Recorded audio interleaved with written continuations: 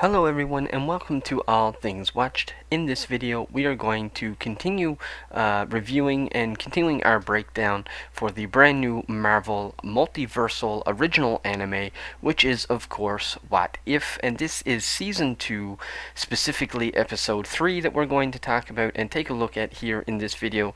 And this episode was titled What If Happy Hogan Saved Christmas, and this was one of those episodes that was really well grounded and really character based. It was not something that had this huge multiversal threat or had this huge, universal threat or even, a threat to the entire world. This was a very simple, well grounded, just holiday special, which really was a lot like, I think, similar at least to the Guardians of the Galaxy holiday special that was released last year, where it was just a very self contained story, which had no huge, ramifications of anything really other than to a couple of the characters in the story. And this one was just really this episode was just a big sort of relief. You can sort of just take a deep breath and relax and really enjoy this episode. So right at the very beginning of this episode, we are introduced to this very weird monster, and the Avengers, the entire original Avengers team is here fighting against this monster. Everyone, I think, except Thor. I don't remember Thor. Yeah, Thor is not in this episode, but the rest of the Avengers are. So I'm not really 100% sure when this movie or this episode would actually take place in terms of the time period, but I would say very shortly after the first Avengers movie, but probably before the second one, or maybe after the second Avengers movie. I'm not really 100% sure when exactly, but either way, it was, you had the original Avengers team without Thor, and they're fighting this strange looking sort of Hulk type monster, and we have no idea who it or what it is. All we know is that it's here at the Avengers Tower, and they are and the Avengers are here fighting it, and then it sort of stops the scene and then goes to the opening sequence with the Watcher talking about what if, and then of course it does what most episodes does in this season, and it starts to sort of go back in time to fill in the story and to fill in the gaps to see how or why the Avengers are fighting this monster. So right from the very first shot, as you can see, right after the opening sequence, this scene or this shot, this still shows you exactly what the episode is about. It's a very fun, lighthearted holiday special that you don't have to take serious. Like I said, has a lot of great action, a lot of really cool characters that we haven't seen in quite some time once the story actually gets going. And in this scene we actually have Happy Hogan, who is basically giving orders here because he is in charge of this sort of Christmas party, putting together and sort of doing the decor for the Christmas holiday stuff here at the Avengers Towers. And he's here sort of ordering these which appear to me looks like the security androids that we've seen from Avengers Age of Ultron. If you can remember, that's how Ultron got his army, by using Tony Stark's Iron Man Legion, or whatever you want to call them, the security legion. So here Happy Hogan is ordering them to put the Santa Claus hat on top of the A of Avengers Towers, and he's it's kind of like putting a picture on the wall. He's like, a little more to the right, a little more to the left, but it was a really cool scene. And then, of course, one of the characters that he's actually working with is a character that I was not expecting to see in this episode, which is, of course, Darcy Lewis. And Darcy is one of my favorite characters in all of the MCU. I think Kat Dennings was one of the most perfect casts that Marvel has ever done. There's a few characters that Marvel cast that were absolutely flawless, and Darcy is definitely one of them. Kat Dennings has really taken this character and made it her own, and I hate it when we go a really long period of time without seeing the character. The last time we'd seen Darcy was in WandaVision, so we did get to see her a little bit more recently because Thor has become so galactic that we don't really see a whole lot of the human side in the Thor movies anymore. So it was really nice to see her in WandaVision, and I hope she, eventually ends up, becoming a big major role in the MCU. I hope she continues to be a major role in the MCU. But as you can see here, Happy Hogan is, working with her and sort of collaborating with her. She's here, as you can see, once again, another really cool shot of, the Christmas holiday with the decorations, the Christmas trees, the candles, the presents, and she here is talking to Hogan over the radio, and it seems like she's picking out the hors d'oeuvres and, of course, eating them. I mean, let's be honest, we all ends up eating, all of us like to pick at the hors d'oeuvres when we're, picking them out for a party or something. You have to do a taste test, and that's exactly what Darcy is here. But I also thought that it was very smart for Marvel to choose these certain characters as well, because of the fact that, the story revolves around Happy Hogan, and so you have to have characters that won't overshadow Happy, but also characters that would, play really good with his charisma, with his character, and with his personality. And there's no one better to work with Happy Hogan than, of course, Darcy. And so I really love seeing her here. She actually says a line in this episode somewhere along the ways. She actually says, "I'm adorable," and it was really funny because she is an adorable character in the MCU. Like I say, Kat Dennings does a great job with her performance. And then of course we see another character then who's also working with Happy Hogan, which of course is Maria Hill. It was really good to see Maria in this episode because of how they or sort of with what they did with her in Secret Invasion. Unfortunately, she did not make it out of that series, which quite frankly I was really angry about. It's I liked Secret Invasion for the most part, but the one thing I did not like was the fact that they killed Maria Hill. And I really like Kobe Smulders as Maria Hill, and I always thought that she did a great job with her character. She was always very believable. She was really cool SHIELD agent, and she always took her job very seriously. And here I think she does a great job once again, and it's really nice to see Kobe Smulders come back and do the voice for Maria Hill. And even in this episode you can tell that she's still very serious. She still takes her job very serious. Excuse me, but she's also still in that festive, sort of has a little bit of festive side to her. Because if you look, you can tell that she has a little pin on her uniform, which is of course a little snowman. And so even though she's very strict with her job and she takes her security job very serious, she's still able to participate in the festivities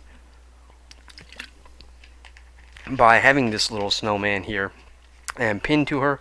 And so it was really cool to see her dynamic with Happy Hogan as well. And once again, like I said, you can see the Christmas tree here in this scene. So this is very much a holiday-inspired, Christmas-inspired episode, which makes sense because the title of the episode, of course, is Happy Hogan, How Happy Saves Christmas. And so then we carry on to the next scene where we're finally introduced to the actual main bad guy. The main nemesis of this episode is, of course, Justin Hammer. And I was really excited with this because this is the perfect sort of villain for this type of character, to sort of face off against Happy Hogan, because he's not someone who was like, super powered like someone like the Mandarin or someone who had extremis. This is not someone who had any actual abilities himself. His only superpower is his intelligence and his ability to create sort of these Iron Man suits. If he had access to it, I mean, he would have the ability to create suits and these droids and stuff very similar to Tony Stark. Maybe not quite as smart, but still very intelligent. And so I felt that this type of character actually made sense, because there are times throughout this episode that were very similar and reminiscent to Die Hard, which is also sometimes considered a Christmas special or a Christmas type movie. And so I just thought it was really it really made sense to have someone like Hammer come in here, because he comes in here sort of like a mob boss, and he got these people that's like a gang member. They got guns and whatnot. And so his specialty is that he has the ability to hack into Tony's server. Excuse me, I had a drink, which you can see here. He's uploading a program because he wants to take over basically Tony's security system, but from the technical level more so than the physical level. And so he ends up hacking into the system, and once he hacks into the system, now he has access to all these droids, which once again, like I said, is very reminiscent to the sort of the security droids that were in Avengers 2 Age of Ultron. And you can see he's there with his two gang members, which was something that I thought was a little bit silly. I figured if Hammer was going to come in here and take over Avengers Tower. I really did think he would have had more more than sort of two bodyguards. But then again, I guess if you have too many people involved with the job, then that's, too many, weak links in the chain, so to speak. Too many possibilities of stuff going wrong. So I guess it makes sense that they kept it small and secure. And not only that, but once he takes over the security system, and he actually has these Iron Man droids or security droids, available to use at his own will, then I guess that's really all he needed anyways. So I really liked how they show his intellect. I also had to really sort of tip my hat to Sam Rockwell, who actually came back to reprise his role and actually voice Justin Hammer. I thought it was a very smart move to bring him back as well, and I really appreciate the fact that he was willing to come back, because as far as I can remember, and I could be completely wrong, but the last time we actually seen Hammer was, I think, in Phase 2, which was in a Marvel one-shot of Iron Man 3, I think it was, or... yeah, I think it was around Iron Man 3 or Captain America the Winter Soldier. And he was in the Marvel one-shot, which was titled All Hail the King. All Hail the King. So we really haven't seen him since like 2000 and... I'm going to guess 2013 or 14 maybe, roughly. So we haven't really seen Justin Hammer in the MCU in, like almost 10 years or about 10 years. So it was really cool and quite frankly even surprising to me that he ended up being the bad guy, so to speak, the villain of this story, because I was just really excited to see him, honestly, and I really wasn't expecting to see him. And so he ends up taking over the security droids, and so we end up going back to Happy. Then we go back to Happy, and he's in this elevator, and he doesn't really know yet that there's an actual threat. And so he goes to get off the elevator, and when he looks, then he sees the henchmen, the bad guys, sort of the gang members that are helping Hammer. And so he starts to radio out to the people that he is collaborating with. He ends up radioing out to Darcy. He radios to Maria Hill, obviously, and tells them that there is, a threat, that there's a security threat. And so he ends up basically wanting to get out of the elevator because he's afraid, obviously, of getting caught.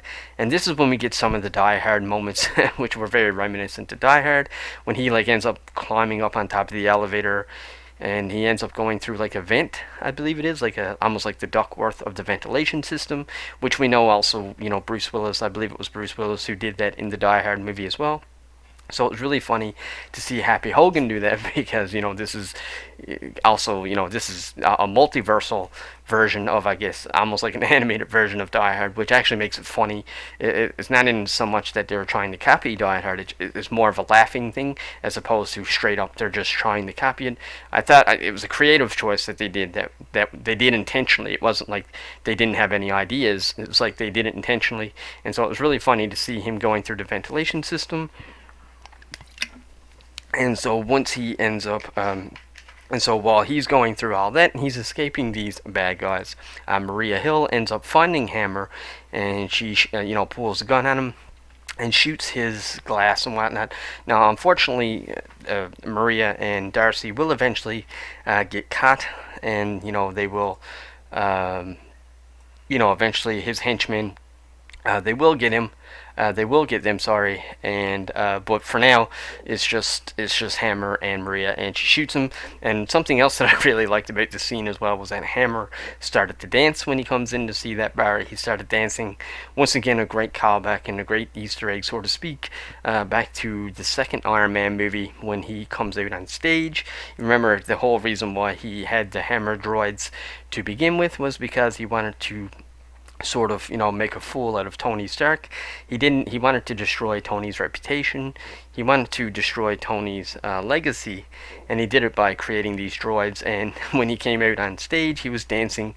So it was really funny to see him do that again here, because even after all these years, after 10 years, they're still able to keep his character very reminiscent and they really made him pretty well have the same type of personality as what he had 10 years ago. So they really hit the nail on the head with this one. They did a great job with that.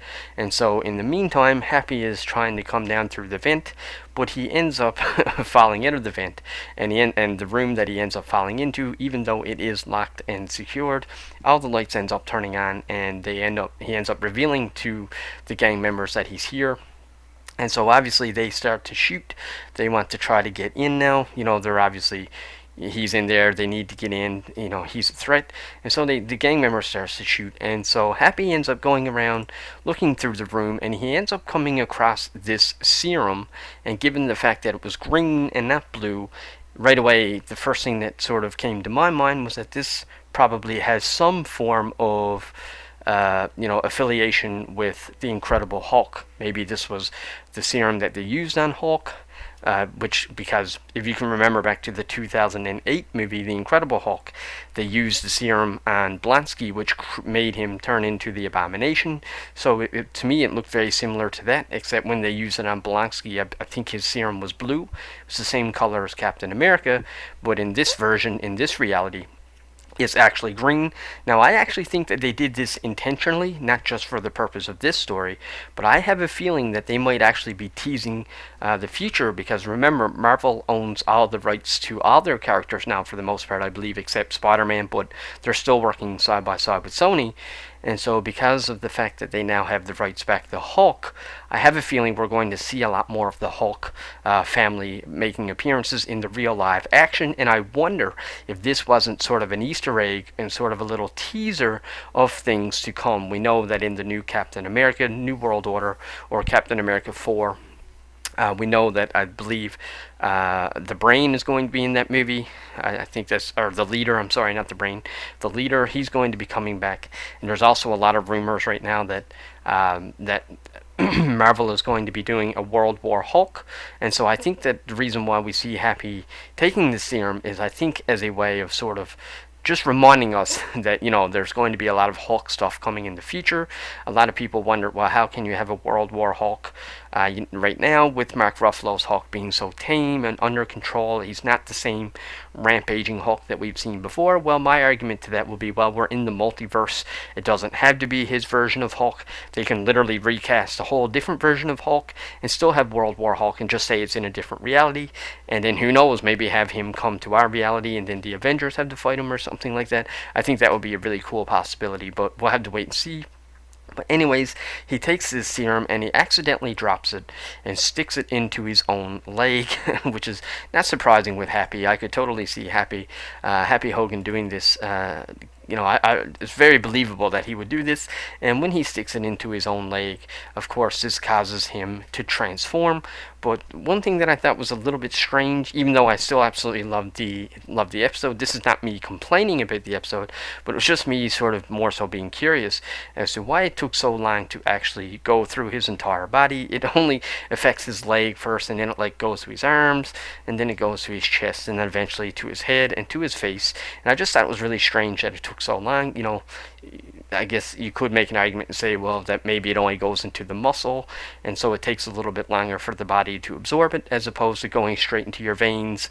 It would spread like wildfire. So I don't really know why they chose that in terms of creative choice, but it certainly works in the story. I just thought it was really interesting that they did that. And so, of course, once he takes over, once he becomes the Hulk and whatnot, then, of course, Hammer, once he ends up with the Hulk leg, Hammer ends up arriving with the security droids that he's now hacked and taken over. And this causes Happy, obviously, to have to run away because he's not fully transformed. He only has a Hulk leg, so he has to run away and take cover. But it was just really funny seeing him, run away even though he's becoming the Hulk. And so he ends up hiding away somewhere inside of this, I don't think it was a Duckworth, but it's almost like it's inside of this sort of locked and secure area. And he's on the cell phone now, and he's talking to, I believe he actually calls a bunch of different people. He ends up calling Maria Hill, I think. I think he ends up trying to radio Darcy again. He ends up radioing, I think, Iron Man. I think he ends up calling Black Widow, and so he's able to call a bunch of these Avengers and basically tell them what's going on. And then we end up getting a scene where we see him. Yes, I believe this is him on the phone now with Hawkeye. And I just thought that this scene was really funny because it shows Hawkeye and Iron Man and the toys and the action figures that they're actually selling, which is actually very realistic to people's perspective here in the real world, would you prefer to see Iron Man or Hawkeye? Well, everybody I think would prefer to see Iron Man. So when you look here on the shelves, you see Iron Man action figures are sold out, and then Hawkeye's action figures he pretty well has none sold, and also they're 25% off. So really funny dig at Hawkeye. It was a very funny, creative, but still innocent joke. There's no actual hard feelings there. It's all just for fun. But it is really cool that Hawkeye here is wearing like basically like an ugly sweater, I think they call him, or like one of those ugly Christmas sweaters. So it's really funny to see that. And so in the meantime, Darcy is outside. She's actually not even at the Avengers Tower. She's outside, but she is in communication with people at the Avengers Tower, and she's out having to pick up more cherries. I guess she's still working on the hors d'oeuvres and stuff. So once again, I absolutely love seeing Darcy in the episode. And then finally, we come back to Happy Hogan, and by now he has actually fully transformed, and he has now become this full-blown Hulk. And I believe it was Darcy who actually does make the comment in the episode. She actually calls him Hulk Hogan, which once again a very funny, humorous joke, because he is known as Happy Hogan, and now they're calling him Hulk Hogan, which is obviously, I'm sure you all get that joke, but it's just really funny that they're throwing it in there, because I mean, they basically said what everybody is thinking. We're all thinking that same joke. We're all thinking, hey, he's Hulk Hogan now. So it's just really funny to actually hear her say that. And so she comes back to the tower. She comes back to the Avengers Tower, and of course Hammer is here waiting for him. So the two gang members end up taking her into, I guess you can't really say into custody because they're not an authority, but they end up capturing her and tying her up and whatnot. And of course, her and Maria Hill now are trapped.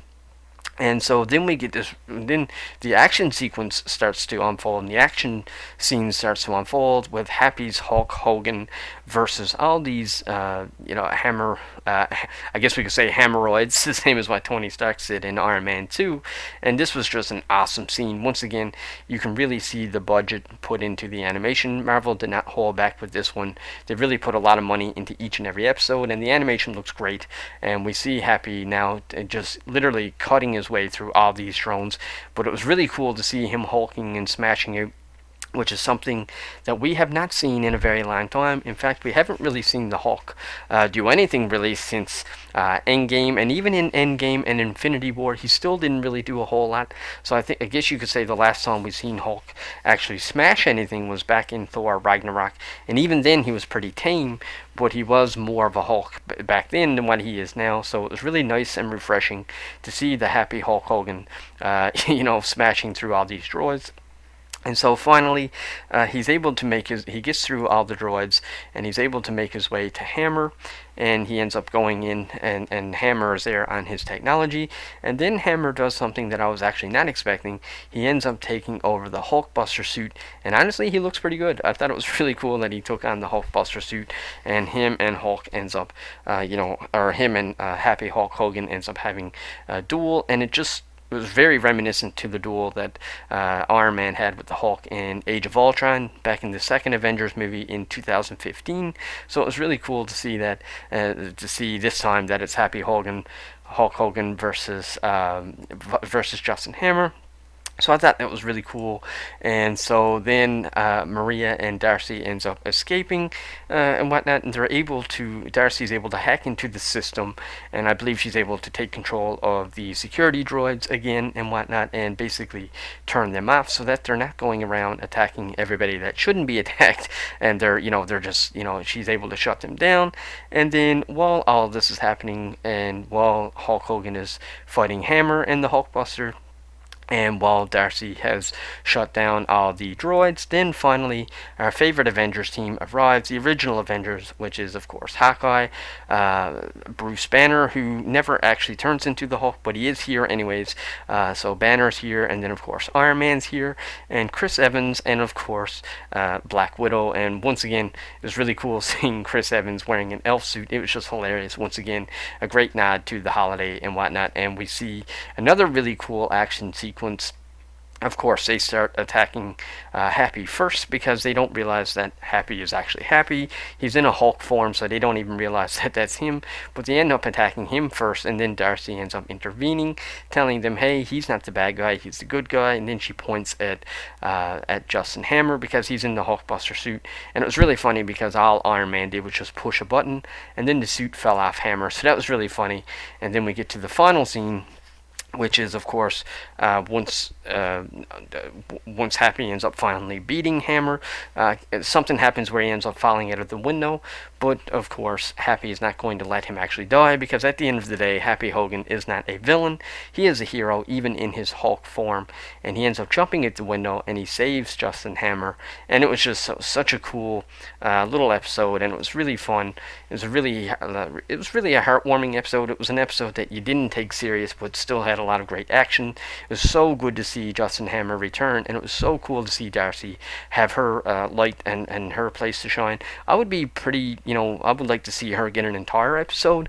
I think as long as they had a story that makes sense for the Darcy character, it'd be really cool if we seen her and like other scientists. Maybe it could be her and Eric Selvig or something working together, or maybe if they brought back Jane Foster, Natalie Portman come back to voice her character.